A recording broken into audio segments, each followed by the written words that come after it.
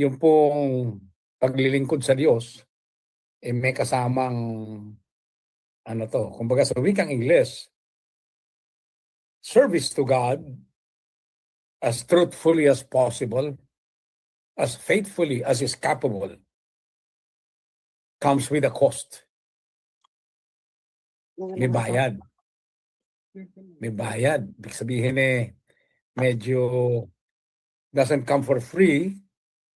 At itong ganitong klase ng paglilingkod, talaga naman pong mangangahulugan ng maraming hamon, maraming sakripisyo, maraming hirap. Kaya naman po, pag masdan ninyo ang inyong screen, talagang marami pong hindi nakakatagal. Maraming hindi nakakatiis. Marami po ang talagang sabi nga sa wikang Ingles, many get waylaid along the way.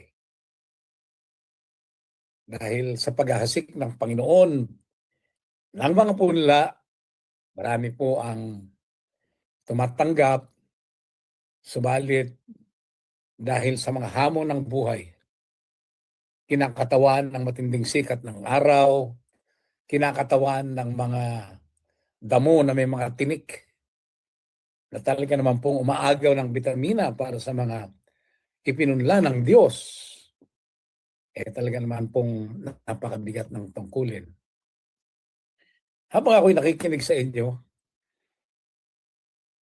dumadating po sa akin ang inspirasyon. Is this worth it?